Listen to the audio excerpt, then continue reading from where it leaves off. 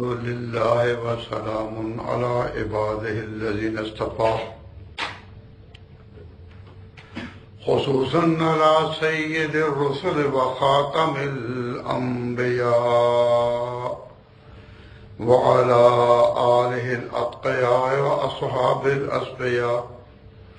أما بعد فأعوذ بالله من الشيطان الرجيم.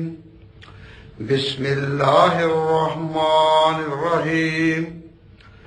أولم ينظروا في ملكوت السماوات والأرض وما خلق الله من شيء وأن عسى أن يكون قد اقترب أجلهم وبأي حديث بعده يؤمنون. من يضلل الله فلا هادي له ويذرهم في طغيانهم يعمهون. يسألونك عن الساعة أيان مرساها قل إنما علمها عند ربي لا يجليها لوقتها إلا هو ثقلت في السماوات والأرض لا تأتيكم إلا بغتة يسألونك كأنك حفي عنها قل إنما علمها عند الله ولكن أكثر الناس لا يعلمون. صدق الله مولانا العظيم. اللہ تبارک و تعالی جل شانہ نے اس آیت میں پوری دنیا کا ایک نقشہ کھینچ دیا کہ کس طرح ابتدا ہے اور کس طرح انتہا ہے. دنیا کی تمام رونقیں اور دنیا کی تمام بہاریں ایک آغاز رکھتی ہیں، لیکن ہر آغاز کے لیے ایک انتہا ہے. جو پیدا ہوا مرنے کے لیے اور جو چھت بنی گرنے کے لیے. اولم ينظروا فی ملکوت السماوات، کیا لوگوں نے نہیں دیکھا آسمانوں اور زمین کے نظام کو، اس کی بادشاہی کو. زمین و آسمان کے اندر جو کچھ اللہ تبارک و تعالیٰ کی قدرت کے نشان ہیں اور جو کچھ خدا نے پیدا کیا، بڑی بڑی خوبصورت چیزیں چاند جیسی پیدا کی، ستاروں سے اس زمین کو رونق بخشی. تو دنیا میں بہاریں کتنی بھی کیوں نہ ہو، لیکن دیکھو کہ آگے ہر ایک کے لیے موت منتظر ہے. یہاں کی زندگی ایسی ہے کہ اس پر ہر وقت موت کی تلوار لٹکتی ہے. انسان اگر غور سے دیکھے تو ہر وقت موت کا سایہ ہر رونق کو میلا کر رہا ہے. تو فرمایا اولم ينظروا فی ملکوت السماوات، کیا نہیں دیکھ پائے یہ آسمانوں اور زمین کی ملکوت کو. وما خلق اللہ من شیء، اور اللہ نے جو کچھ بھی پیدا کیا اس میں. من شیء نکرہ کے حجل میں واقع ہے کہ معمولی سے معمولی چیز سے بڑی چیز، زمین کے ذرات سے لے کر آسمانوں کی بہاروں تک ہر ایک چیز اللہ نے پیدا کی، لیکن ہر ایک کے لیے آگے ایک انجام بتایا. فرمایا اللہ تعالیٰ نے وَأَنْ عَسَىٰ أَن يَكُونَ قَدِ اقْتَرَبَ أَجَلُهُمْ، کہ کیا یہ نہیں قریب ہے کہ ان کی اجل آخر آ پہنچی ہو. ہر چیز جس پر کہ بہار آئی اس پر موت کا سایہ ہے.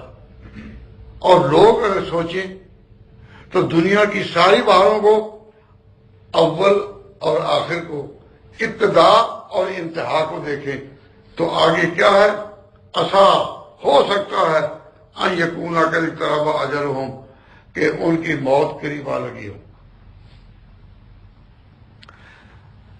فَبِأَيِّ حَدِيثٍ بَعْدَهُ يُؤْمِنُونَ، اس کے بعد کوئی اور چیز ہے جس پر لوگ ایمان لائیں گے؟ اللہ تبارک و تعالیٰ کی قدرت کو ماننے اور دیکھنے کے لیے اس سے بہتر اور کوئی انداز ہے تو بتاؤ، سوچو۔ فبأي حدیث بعدہ یؤمنون، اللہ تبارک و تعالیٰ نے دنیا کی حقیقت اتنی واضح کر دی کہ ہر ایک چیز پر موت کا سایہ ڈال دیا۔ جو پیدا ہوا مرنے کے لیے، اور جو عمارت بنی گرنے کے لیے، جو بہار آئی خزاں کے لیے، جو پتے کھلے جڑنے کے لیے، ہر ایک چیز پر موت کا سایہ ڈال دیا۔ اس کے بعد بھی کوئی اور چیز ہے جسے نصیحت پکڑیں گے؟ فبأي حدیث، کون سی بات ہے اس کے بعد جس سے وہ نصیحت حاصل کریں گے؟ اس کے بعد کوئی چیز رہ جاتی ہے؟ سیدنا حضرت عمر بن خطاب رضی اللہ تعالیٰ عنہ، ان کی جو مہر تھی، جب احکام سلطنت جاری ہوتے تو آخر میں جب وہ مہر لگاتے اور اپنے دستخط کرتے تو موت پر لکھا ہوتا تھا الموت خیر الواعظین، کہ موت سے بہتر کوئی واعظ نہیں ہوا۔ دنیا میں بڑے بڑے واعظ آتے ہیں، بڑے مقرر آتے ہیں، لوگوں کو نصیحت کرتے ہیں، لیکن سب سے زیادہ نصیحت کرنے والی چیز کیا ہے؟ موت۔ الموت خیر الواعظین، تمام نصیحت کرنے والوں سے موت سبقت لے گئی۔ تو موت کا تصور رہے تو ساری دنیا کی حقیقت ایک نمایاں ہو جاتی ہے۔ ہر انسان جو زندگی کی بہاروں سے گزر رہا ہے، اس کے اوپر موت تلوار کے سائے کی طرح لٹک رہی ہے، کہ جس طرح کسی پر تلوار لٹک رہی ہو اور پتہ نہیں ہوتا کہ کس وقت تار کٹ جائے، کس وقت تار کٹ جائے اور وہ تلوار اس کے سر پر آ پڑے۔ اللہ تبارک و تعالیٰ جل شانہ نے اس تار کا فیصلہ اس رات کر دیتے ہیں جس رات قسم سے تقسیم ہوتی ہیں، جس رات قسم سے تقسیم ہوتی ہیں۔